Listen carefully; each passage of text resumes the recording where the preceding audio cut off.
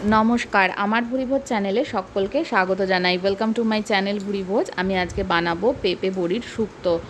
তার জন্য আমার লাগবে এখানে পেঁপেটাকে খোসা ছাড়িয়ে এইভাবে কেটে নিয়েছি, আলু লাগবে, আলু এইভাবে কেটে নিয়েছি, আর করলা ব্যবহার করেছি। চাইলে আপনারা উচ্ছে দিয়েও করতে পারেন। আর আলুটা অপশনাল, যদি আলু ছাড়া তৈরি করতে চান তাহলে আলু ছাড়াও এটা তৈরি করা যেতে পারে। প্রেশার কুকারে পেঁপেগুলো দিয়ে সামান্য একটু নুন দিয়ে একটা সিটি দিয়ে সেদ্ধ করে নেব। অল্প জলের ব্যবহার করব। ফ্রাইং প্যানে আমি সর্ষের তেল দিয়ে দিয়েছি, তেলটা গরম করে নেব। তেল গরম হয়ে গেলে প্রথমে আলুটা দিয়ে দিচ্ছি, আলুটা নেড়ে চেড়ে ভেজে নেব। এই রেসিপিটা কিন্তু পেটের জন্য ভীষণই ভালো। অনেক সময় আমাদের রিচ খাওয়া হয়ে যায়, তখন পরের দিন এরকম একটা হালকা পাতলা শুক্তো তৈরি করে খেতে কিন্তু ভীষণ ভালো লাগবে। তাছাড়া পেটে কোনো সমস্যা হলেও এরকম শুক্তো তৈরি করে নিয়ে খাওয়া যেতে পারে। আলুটা 2 মিনিট মতো তেলে নেড়ে চেড়ে নেওয়ার পরে পাশে আমি এখানে বড়ি ভেজে নিচ্ছি। যেহেতু ফ্রাইং প্যানটা বড়, তাই পাশে একসাথেই বড়ি ভেজে নিচ্ছি। চাইলে আপনারা আগে বড়িটা ভেজে তুলে নিতে পারেন, অথবা আলু ভাজার পরেও বড়িটা ভেজে নিতে পারেন। আলু আর বড়ি ভাজা হয়ে গেলে অন্য একটা পাত্রে তুলে রাখবো। তুলে রেখে এবার করলাগুলোকে ভেজে নিতে হবে। করলাগুলো দিয়ে দিলাম, দিয়ে এটা নেড়ে চেড়ে ভেজে নেব। রেসিপিটা যদি ভালো লাগে, আমার চ্যানেলটাকে যারা এখনও সাবস্ক্রাইব করেননি তাদেরকে অনুরোধ করব সাবস্ক্রাইব করে নেওয়ার জন্য। যে পাত্রে আলু আর বড়িটা ভেজে তুলে রেখেছিলাম, সেখানে করলাও ভাজা হয়ে গেলে তুলে রাখবো। এবার যেটুকু তেল রয়েছে তার মধ্যে জিরে, রাঁধুনি, শুকনো লঙ্কা আর তেজপাতা ফোড়ন দেব।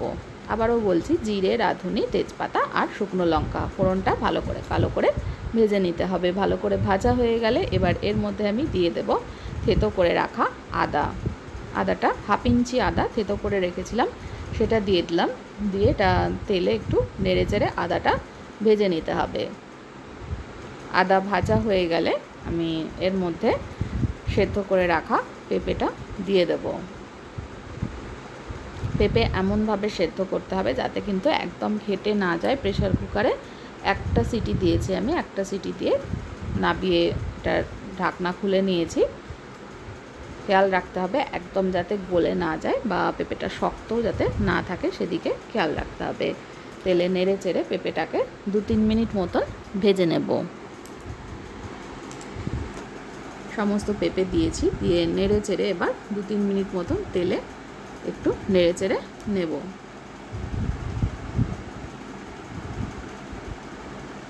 এবার পেঁপেটা 2-3 মিনিট নাড়াচাড়া করা হয়ে গেলে এবার এর মধ্যে ভেজে রাখা উচ্ছে বা করলা, আলু, বড়ি এগুলো কিন্তু অ্যাড করে দিচ্ছি। দিয়ে একটু মিশিয়ে নেব। দিয়ে মিশিয়ে 2-3 মিনিট মতন একটু নেড়ে চেড়ে নেব পেঁপের সাথে। গরম ভাতের সঙ্গে এরকম শুক্তো কিন্তু ভীষণ ভালো লাগবে। অবশ্যই এটা ট্রাই করবেন। এর মধ্যে কোনো মশলা বা ঘি কিন্তু আমি অ্যাড করব না, যেহেতু বলেছি এটা পেটের জন্য উপকারী। ভালো করে মিশিয়ে নিলাম।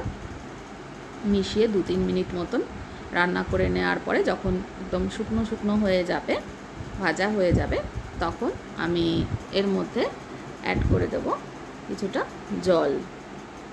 দেখুন একদম শুকনো হয়ে গেছে, যেটুকু জল ছিল সেটা টেনে গেছে, ভাজা ভাজা হয়ে এসছে। এবার একটু জল অ্যাড করে দিলাম, দিয়ে জলটাকে ফুটিয়ে ঘন করে নেব।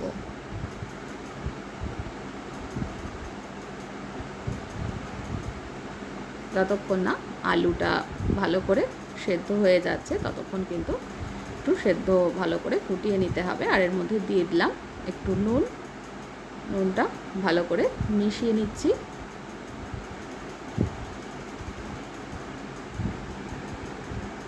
নুন ভালো করে মিশিয়ে নিয়ে 3-4 মিনিট মতন আমি এটাকে ফুটিয়ে নিয়েছি। ঝোল ঘন হয়ে এসেছে। এবার সামান্য একটু চিনি অ্যাড করে দিলাম। চিনিটা ভালো করে মিশিয়ে নেব। চিনিটা ভালো করে মিশিয়ে নিলেই কিন্তু এটা খাওয়ার জন্য একদম রেডি হয়ে যাবে। এবার এটা গ্যাস থেকে নামিয়ে গরম গরম ভাতের সঙ্গে সার্ভ করে দেবো। রেসিপিটা দেখার জন্য সকলকে অনেক অনেক ধন্যবাদ।